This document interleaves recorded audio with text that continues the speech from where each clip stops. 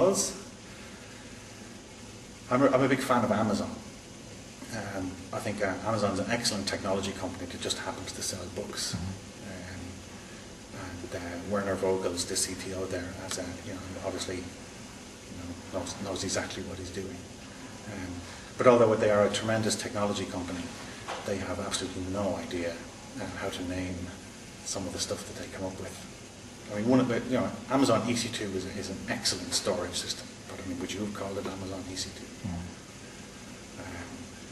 But for me, one of the more intriguing things that they have given birth to in Amazon has a truly awful name, but is a really interesting technology. Is called Mechanical Turk.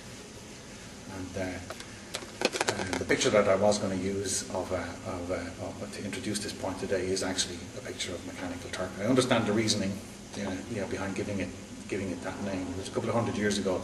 Some guy claimed to have a machine that could play chess and could beat humans at playing chess. In reality, there was a very small, physically small chess grandmaster who used to hide inside the box, and it was called the Mechanical Turk, and it was toured around Europe. So I can see why it's called that. But if you look at what the Mechanical Turk service actually does, then with a name like that, it's just not going to fly, especially not here in Europe. I personally wouldn't use it with that name. But the idea is a genius idea. And the idea is, there are things that the human brain can do that no amount of computers can do.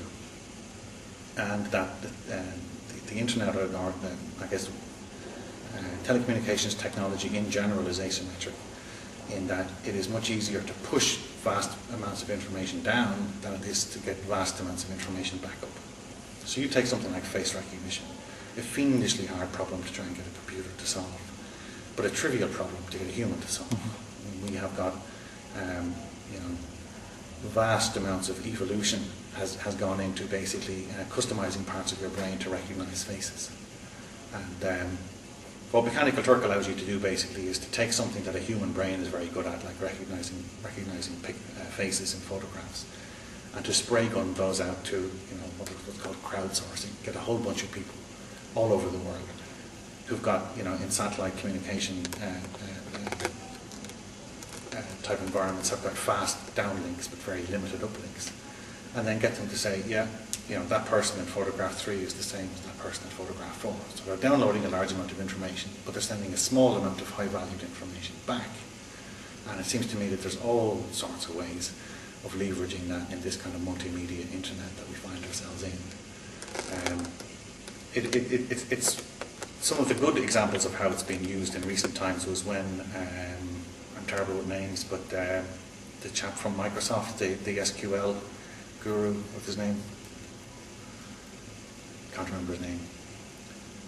Went missing in his boat. He went off sailing, right, and the boat went down or something. What they did was they took a whole bunch of aerial photographs of the sea, and then chopped up all of these photographs and put them up on Mechanical Turk. And then a whole bunch of volunteers all over the world just basically poured over the photographs, looking for anything that looked as if it might be the wreckage of a boat. Right. A fantastic idea. They didn't actually find them, but it spoke to the power of the idea that they could rapidly mobilize thousands of people in order to do a search and do something that basically no amount of computing power can do on its own. So some of the areas where I think that might be very useful would be what we're seeing with mobile devices is the camera I'm just about to throw out is a 3 megapixel camera, and I was very proud of it when I got it, because back in those days a digital SLR with 3 megapixels was a big deal. And now, of course, you can't pick up a mobile phone that doesn't have a 3 megapixel camera on it. Cameras are coming with on mobile phones with optical zoom these days. I mean, it's incredible what's happening. But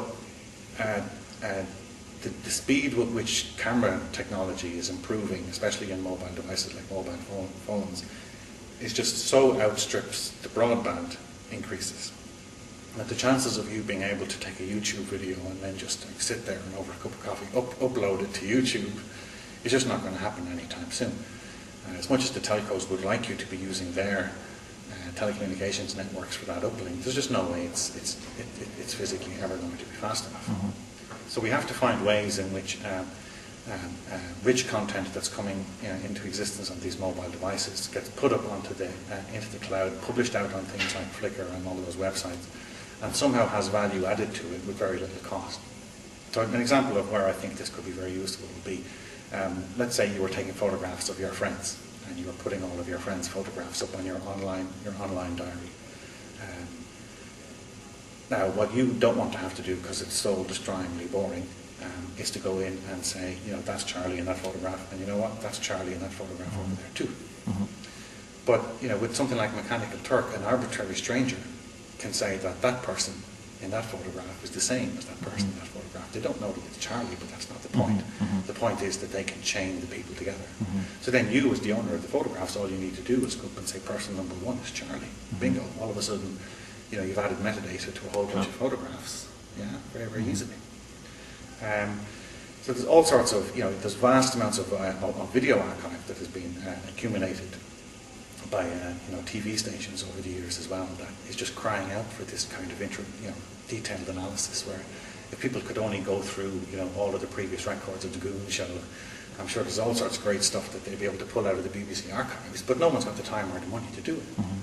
But if you can find ways in which you can chop that up into a whole bunch of small micro tasks, and allow people to monetize it and give them some reward for putting in the effort, and I think the technology is there to allow it to happen. But what you don't want to do is that's a brilliant idea, but with a name like Mechanical Turk, especially here in Europe, it just isn't going to fly, because all of the connotations it has to do with low-cost labour and so on. I don't see it as a low-cost labour thing at all. I see it as a way in which, in these challenging times we all live in, where I can do work out of the comfort of my own home without having to physically go anywhere to do it.